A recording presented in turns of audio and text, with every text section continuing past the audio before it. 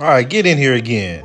So I was almost done with going through or skimming through this book, and then I found major receipts.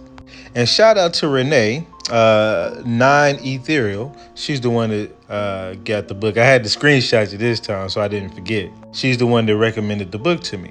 Now, as you can see, the book is in Spanish, so I used ChatGPT to translate it, and it was in 1792.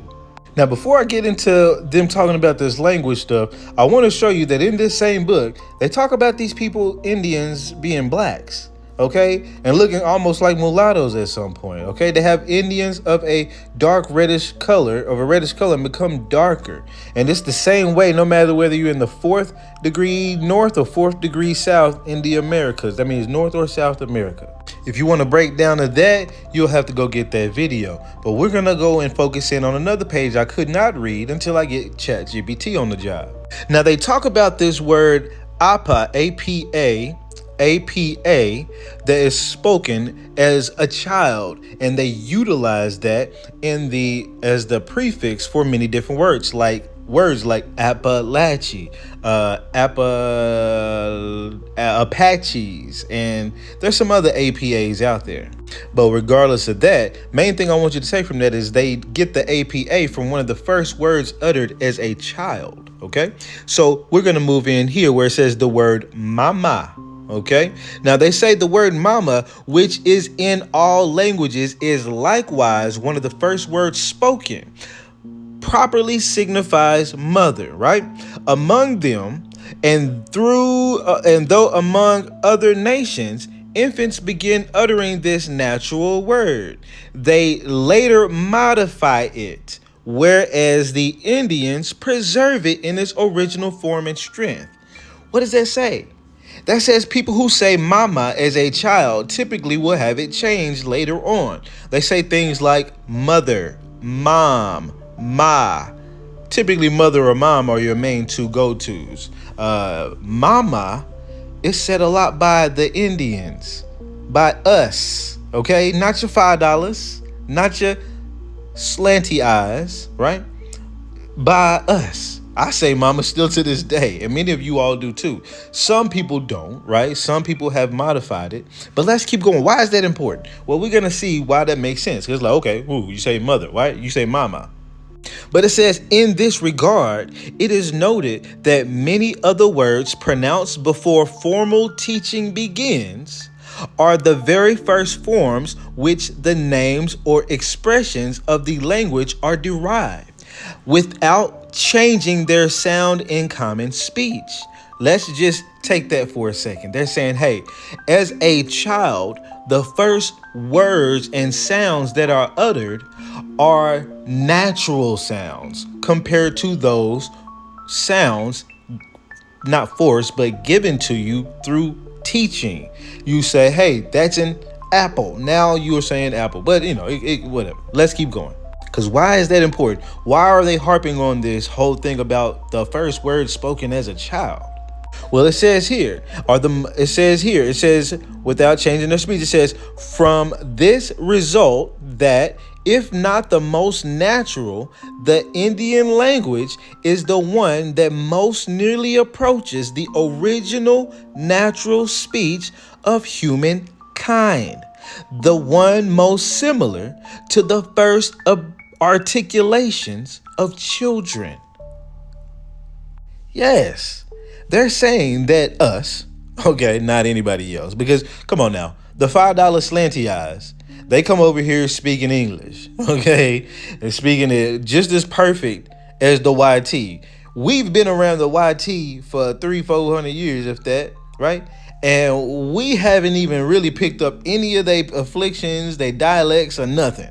We still saying stuff like the way we say it, okay? And even when we get new words or longer words or whatever, we shorten them, which we're going to talk about that. We shorten them, or we change them, or we give them different meanings of the same word, right? Let's keep going. It says the language is very short in words, yet at the same time very rich in expressions, arising from the fact that a single word, when the accent is changed, signifies several different things. many of the expressions consistent merely in the repetition of the preceding syllables. And at the end, we'll get to that. But notice it says that the one word can mean many things. Now, how many videos are out there making fun of that? Or we making fun of ourselves? Like we can say the same words and it mean different things. For example, women can have a whole conversation with one word. For example, girl, girl, girl, girl, girl, girl. I love how black. We the only people use the word 2 times to put better emphasis on the word. We ain't gonna say a better word, nigga. We don't give a fuck. We say the word 2 times. We understand the difference. We ain't had to take no class. How many times you hear this shit? You hungry? I'm hungry, but it ain't like I'm hungry. And there's plenty others. I mean, we do it all the time. But let's keep going.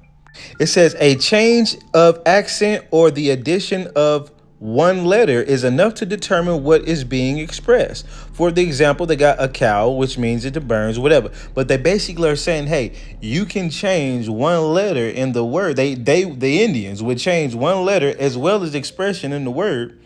And all of a sudden it's a different word. You know what word we do that with very prominently?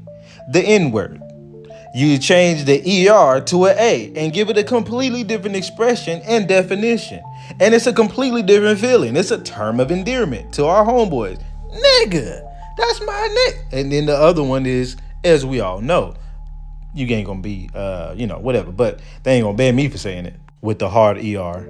But let's keep going. It talks about some other stuff, but it says, for these reasons, it is judged to be one of the primitive languages, sharing some words with the H's, as mentioned before. And I didn't show you, it does say it multiple times that we spoke that language or languages that were derivatives of it or had words from that language. And it says, from this way, one may infer that it drew from that source at its very origin. So as it's basically saying, hey, us as children speaking a language before we're being taught, we're drawing our language directly from the source. And as we get older, we keep those pronunciations and add on to them. So our language is one of the most organic languages in humankind. Now that's pretty damn amazing just to think about, because people will tell you don't have culture, but as we know, we are the culture. We know that we create the cultures, but did you know we've damn near been the most, I can't even think of the word. We've been the most pure at preserving the original essence of what it means to be a fucking human. And people have been playing with us. Quit it.